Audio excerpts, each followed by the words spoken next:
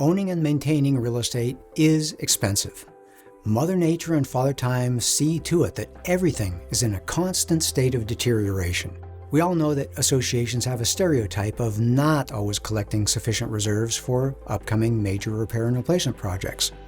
But corporations do, and they do it very successfully. They build it into their cost structure, the way hotels set daily rates to collect enough income to offset ongoing costs, and pay for periodic building painting, room renovation, and re-roofing. So what do corporations know that association board members aren't acknowledging?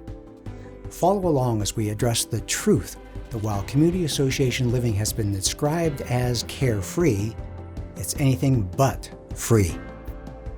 Well, thank you, Kali, and for everyone who is attending today. Thank you for taking the time out of your day to learn a little bit about reserve studies and how it works at your association.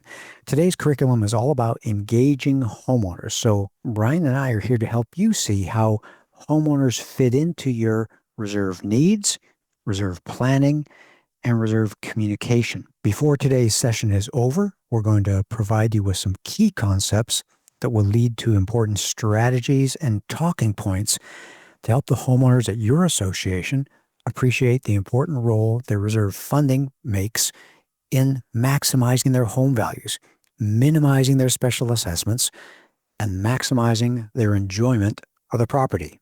This is the outline we're going to use today, walking you through the situation where boards set the budget and homeowners are obligated to pay, the details then of how the need for reserve funding comes about, some recommended strategies for communicating reserve funding to your homeowners, and then a few minutes at the end to wrap it up. Now, it all starts with the idea that we are living in community, and I want to stress that word community.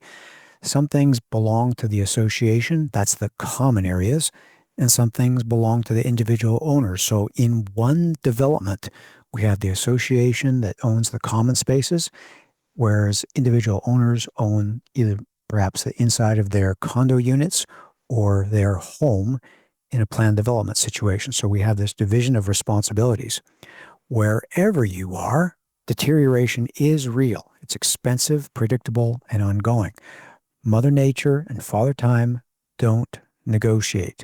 So if we're talking here about the cost of reserve funding, it's driven by deterioration, and the bad guy here is Mother Nature and Father Time. We want to help press the community button and stress that all homeowners at the association are subject to the same cost, and that the bad guy here is Mother Nature and Father Time. It's not the board, it's not state law.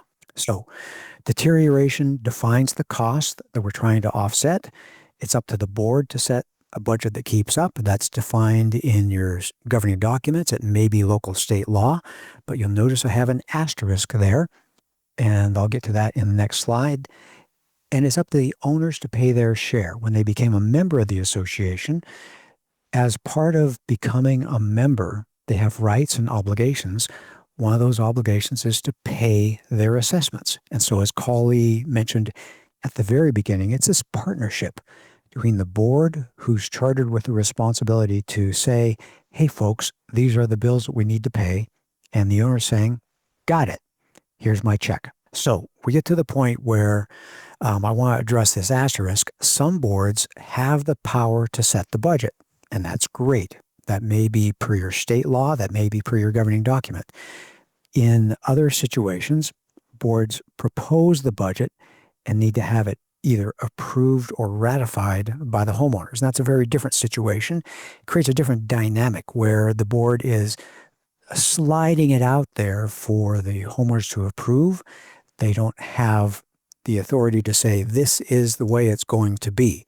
And in those cases, we want to encourage you to think that that's when you need to polish your salesmanship skills. You need to prepare to sell the budget to the homeowners. Don't just lay it out there as a question, asking them, hey folks, do you want a higher assessment rate or a lower assessment rate? Because you know what they'll choose.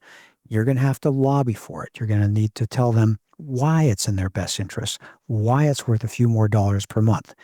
In other words, thank you for joining us today, because by following along, we will help you prepare for this important discussion. Now, regarding capital projects, deterioration affects everything. And I'm going to talk about here 3 things: community associations and hotels and rental cars. At your community association, your common areas may be roofing, carpeting, siding, asphalt, elevators, pool, tennis courts, all these common areas. The cost of that, none of it is surprising. They all deteriorate on schedule. They all have very reasonably predictable replacement costs. So budget to prepare.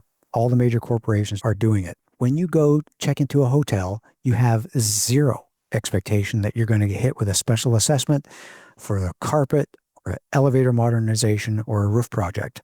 Likewise, when you rent a car, when you're in a different city, I do it quite often as I travel to a different city. I need to get to an appointment.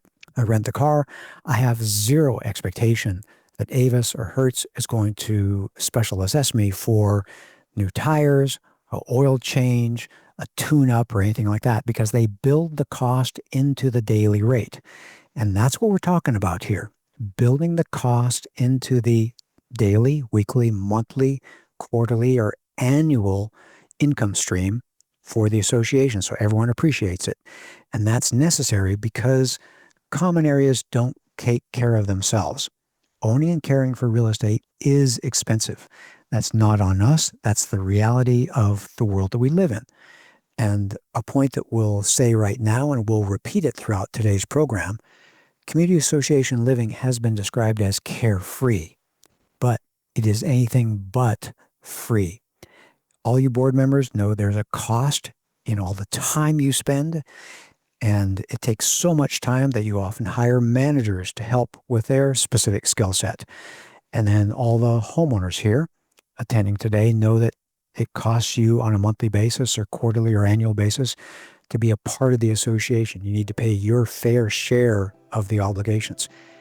Community association living is anything but free. At Association Reserves, we make the present less stressful and the future more secure. If you want to join us in this mission, please like this video and subscribe to our channel.